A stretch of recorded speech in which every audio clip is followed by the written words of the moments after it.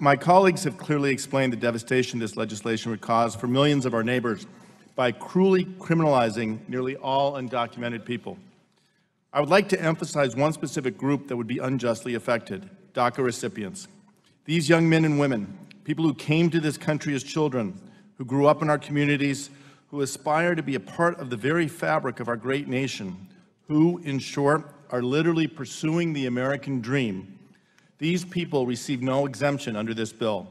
Rather, with this bill, their presence in the country becomes a misdemeanor or even felony offense, putting them at very real risk of criminal prosecution and possible imprisonment.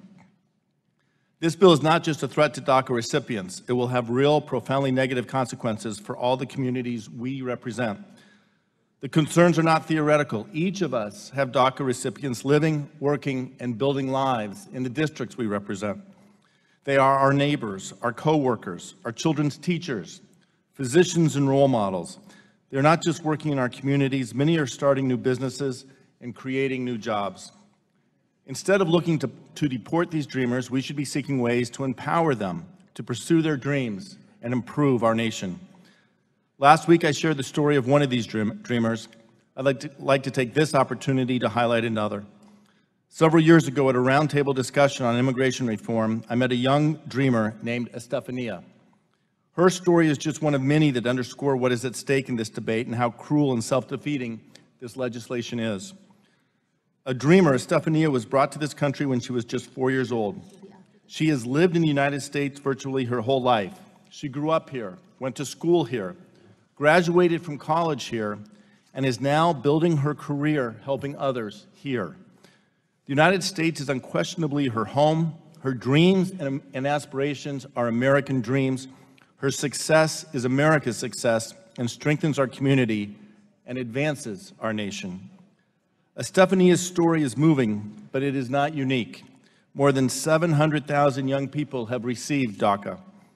A national survey conducted last September to assess the impact of DACA concluded that the program has benefited both the recipients as individuals and the American economy as a whole.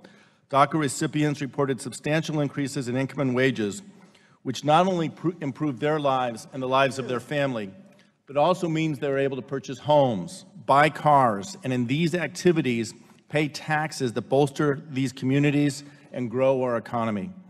Without DACA, these people would lose their jobs, their homes, their health insurance. Essentially, they would lose their futures. The data is clear. We know these dreamers are tremendous assets to our community, but this bill would label them criminals.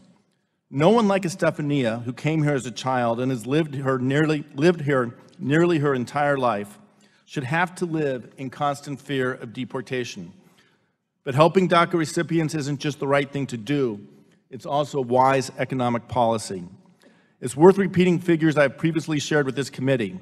A recent estimate by the Cato Institute found deporting DACA recipients could deprive the United States of over $280 billion in economic growth over the next 10 years. A 2016 survey found 6% of DACA recipients, more than 40,000 young people, had started their own small business in the United States. That's a rate of entrepreneurship twice as high as average Americans.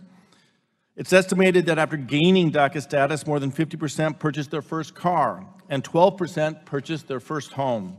These are significant decisions that positively contribute to our local and national economies. In other words, this bill, without this amendment, will hurt DACA recipients and American workers alike. We all agree our immigration system is broken, but this draconian, cruel bill is the absolute wrong way to fix it. What we need is comprehensive immigration reform, not this mass deportation approach.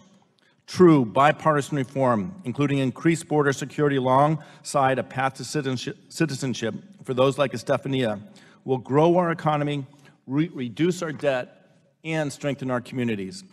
DACA recipients are not criminals. They are the products of our schools, part of our communities, and important to the future success and growth of our country. I strongly urge my colleagues to join me in supporting this amendment to make sure that we do not label these young people pursuing the American dream as criminals. And I yield back.